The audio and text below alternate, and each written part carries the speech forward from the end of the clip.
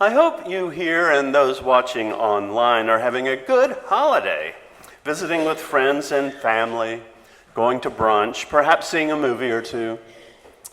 Next Sunday morning, I will again look back and remember some of those who died during the past year.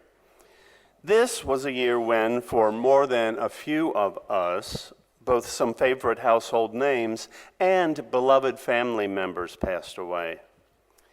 The Remembering Those Who Died sermon was done at this time every year by a former minister, and I have revived the idea because it's a way for us to discover, consider, and share qualities these people possessed so that I might weave together themes to inspire all of us this upcoming year. So, as I wondered what I might say this week, it occurred to me that since next week I'm casting my gaze backward, this week I might look ahead. I quickly realized that looking forward might be a challenge since the future looks so different from what many of us had hoped. Some have framed it as, our country chose hatred over joy. I had given myself the task of offering hope when I was having to work to find it myself. Like many of you, the results of the election have taken their toll on my outlook and moods. I wrestled with what I might say this morning that would be helpful. I spent the first part of the month in Dallas, and as I wrestled, things happened that gave me ideas. We went to brunch, we saw a movie, we visited with family. Now, if you know much about me, you can probably successfully guess which movie Conrad and I made a point of seeing right after Thanksgiving. If you guessed Deadpool and Wolverine, you would be wrong, despite my man crush on Hugh Jackman. No, I had been looking forward to seeing Wicked for quite some time, and seeing the trailers on social media made me want to see it on the big screen. It didn't take long after its release for social media to be filled with minister friends of mine promising to preach on the themes of the movie: friendship, self-identity, equality, and standing up for what you believe in. It also didn't take long for the conservative group 1 Million Moms to decry the movie for pushing wokeness and promoting witchcraft and LGBT ideology. Now, I, among others, didn't need them to tell me there were witches in the movie. I've seen the musical on stage and read the book. The actual membership of 1 Million Moms is estimated to be less than 1% of that million, and I doubt that their boycott put even a 1% dent in the almost $600 million the movie has made worldwide so far. Now, political pundits were also quick to point out the remarkable parallels to our current political situation.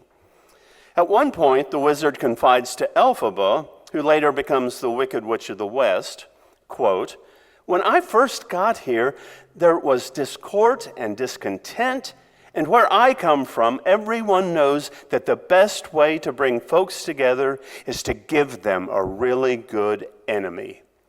End quote. They're eating the cats. They're eating the dogs. Instead of trying to bring together the citizens through hope and progress, the wizard stokes their fears through falsehoods and propaganda. When Elphaba opposes this, her rebelling against the wizard gives him exactly what he wants: a real good enemy. Some of you may follow John Pavlovich, the former youth pastor and author, known for his social and political writings.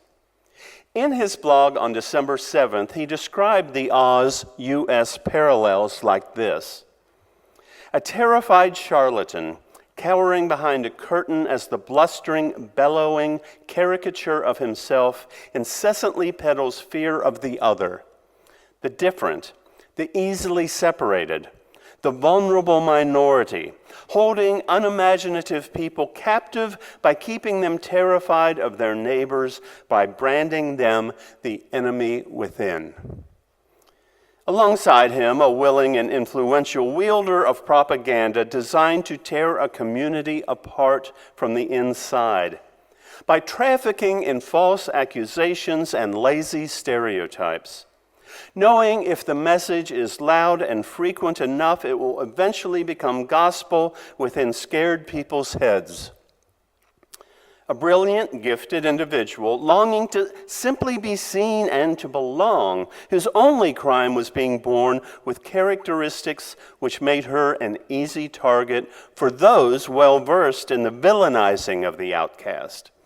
Someone whose pigmentation, place of origin, and visible difference could be weaponized against her. Now, I could spend the hour citing quotes and themes from the movie that reflect what we see going on in America, but I won't. What I will do is share a couple of things this movie led me to realize. First, it reminded me we're not the first, and sadly, probably won't be the last to contend with disappointment and live through such times. Down through history, reflected in fiction and nonfiction, and even in musicals, there are mean, angry people, and they sometimes have the upper hand. I remember a fellow seminary student asking our history professor about people becoming discouraged and not being able to see the light at the end of the tunnel. The professor pointed out that there have been periods, like entire centuries during the Dark Ages, when people couldn't see the tunnel, let alone the light at the end of the tunnel. Unitarian minister Theodore Parker famously told us in a quote that Dr. King paraphrased, "I do not pretend to understand the moral universe. The arc is a long one. My eye reaches but little ways. I cannot calculate the curve and complete the figure by experience of sight. I can divide it by conscience. And from what I see, I am sure it bends toward justice." Theodore Parker couldn't see the end of the arc by sight 170 years ago, and neither can we today. But like him, we can divine it by conscience and know that it does bend toward justice. I have somehow remained Facebook friends with my cousin's wife, despite her politics being 540 degrees opposite mine. That's 180 degrees plus an entire 360 for good measure. I remember her once posting, due to some horrifying occurrence, like a black man being elected president, that she was sure the end times were due any minute. She was ready to take her lawn chair to the front yard and look toward the western skies. I thought, but knew better than to post, that people have been saying that for at least 2,000 years. What makes you think you're so special it's going to happen while you're alive, Luann? Not during the Dark Ages, the Great Depression, or a world war, but while you're here pontificating on Facebook? And conversely, it occurred to me, what makes me think I'm so special that we'll see the end of the arc of the moral universe during my lifetime? Religious liberals 125 years ago believed that humanity was going to just keep on getting better and better, more moral, more generous, more just. They were working to make progress, and they were making it. But then, the world wars were undeniable evidence that people could be as cruel, hateful, and yes, as evil as ever. We hadn't progressed as far as we'd imagined or hoped. By the end of the wars, only the most optimistic and prophetic seemed to believe that the timeline and moral arc were indeed bending toward justice. We have continued to make progress just during my lifetime. I never dreamt I would be able to get married, for instance. But perhaps our work assignment is not dependent on the proximity of that new, fair, and just society. If it had already arrived, our work would be done. Ram Dass was a psychologist and writer who helped popularize Eastern spirituality in the West. He wrote, "I've been asked many times whether this is the Aquarian age and it's all just beginning, or if this is Armageddon and this is the end, and I have to admit I don't know." The way I've usually copped out in dealing with this is by saying, whichever way it goes, my work is the same. My work is to quiet my mind and open my heart and relieve suffering wherever I find it. That seems to be what my life is about. And it doesn't matter which it is, it's the beginning of everything or the end of everything. Regardless, that's still what I've got to do. Perhaps it's a bit humbling, if not annoying, to know we won't see the end of the arc, but are nonetheless asked to continue to work in that direction. But it's happened to others. Moses famously wandered the desert for 40 years, but did not enter the promised land.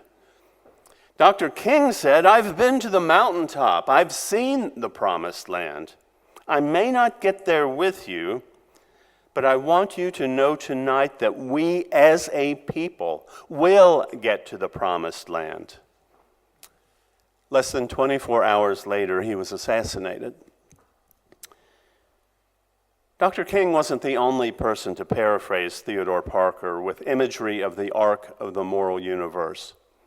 President Obama at Rutgers University's 250th anniversary commencement told the class of 2016, "Progress is bumpy. It always has been, but because of dreamers and innovators and strivers and activists, progress has been this nation's hallmark." I'm fond of quoting Dr. Martin Luther King, who said, "The arc of the moral universe is long, but it bends towards justice." I believe that. But I also believe that the arc of our nation, the arc of the world, does not bend towards justice or freedom or equality or prosperity on its own. It depends on us, on the choices we make, particularly at certain inflection points in history, particularly when big changes are happening and everything seems up for grabs. Well, it strikes me we are at an inflection point in history, one of those moments where the decisions we make today are going to determine the future for decades to come. The decision made in November is past and could determine the future for perhaps decades to come. But, and this is important, so will our responses to what happens during those times. In the Fellowship of the Ring we read, "I wish it need not have happened in my time," said Frodo. "So do I," said Gandalf. "And so do all who live to see such times. But that is not for them to decide. All we have to decide is what to do with the time that is given us." Now, besides a movie musical reminding me of the timeless and universal nature of our task of working toward the beloved community, I was also reminded that we have reinforcements. Those of you who have noticed Conrad's practice of posting on social media where he and I are dining, sometimes with a well-lit photo of an entree, may realize we don't always frequent places families would typically take small children. While my ex was a devotee of Golden Corral, Conrad and I typically go to a different style of eatery.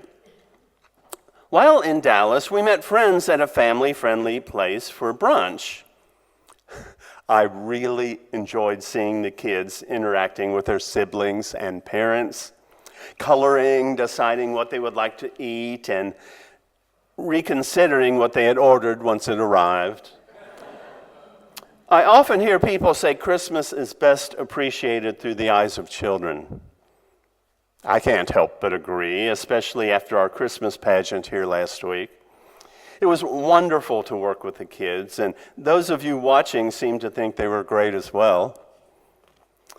In a blog post by writer and photographer David McElroy, he describes overhearing two couples talking about what a terrible time it is to be bringing children into the world. He agreed that the intellectual, cultural, moral, and economic problems we face are like fire-breathing dragons threatening us all. But then he shared something that he had read. Never feel sorry for raising dragon slayers in a time when there are actual dragons.